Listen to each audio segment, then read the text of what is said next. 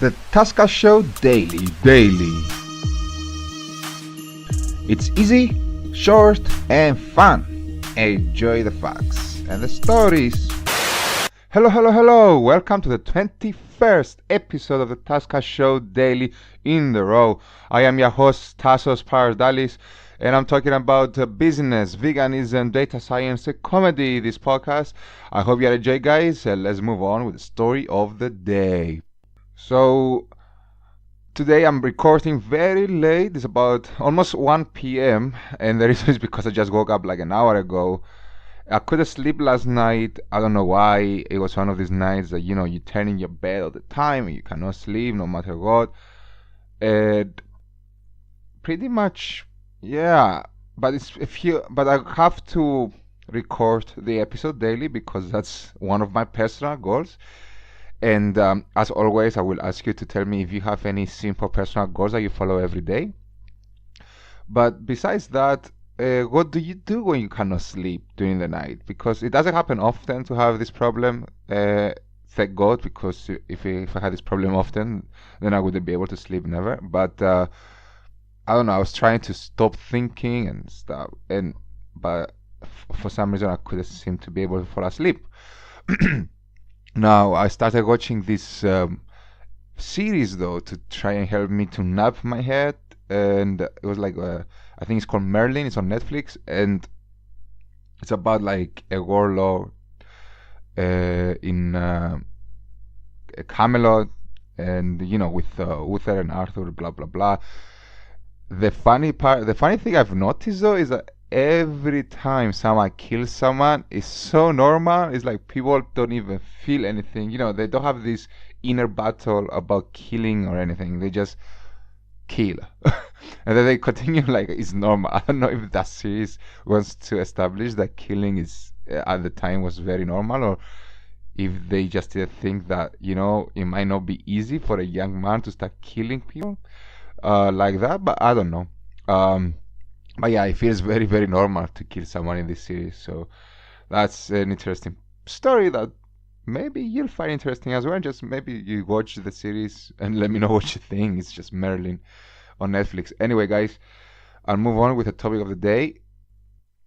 So I would like to talk about marketing on very, very small or short budget today, because it's something that people ask me about. It's something that I try to do myself. I would like to not need to do it, but at the moment I don't really have so much money to invest in marketing.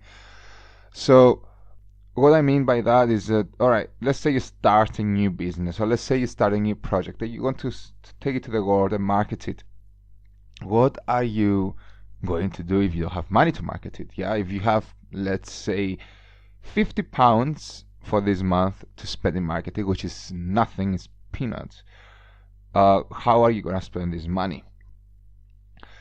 One of the ways to do it is to actually spend more time than money, which is what I'm trying to do most of the time.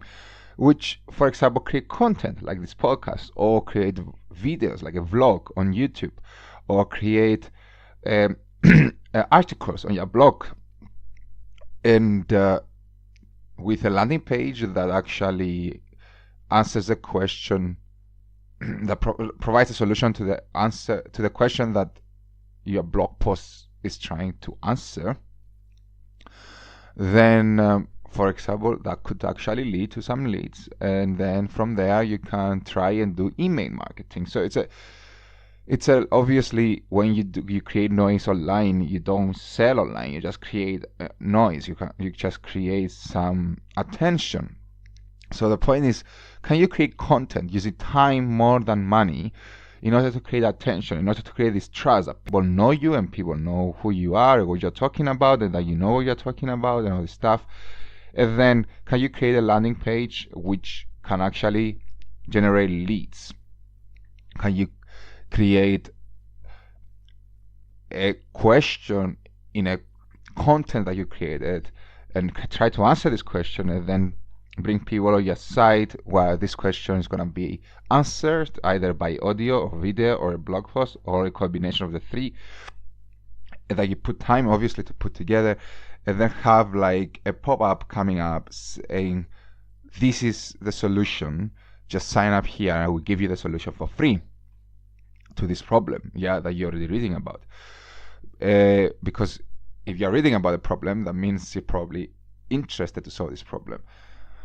But anyway, it's far easier said than done. You have to be a bit organized, and you have to think ahead. But if you start creating content and be consistent, because what you can see, the most common thing about the people who are successful with digital marketing content is the consistency. So the vloggers that you love, they consistently put on content online, like on YouTube. The podcasters you love, they consistently put content on their podcast or their blogs. Now I'm doing it on a daily basis, and I already noticed that this daily basis podcast is generating more audience that's actually talking to me than any other content I created in the past, because it's consistent. People are noticing the consistency.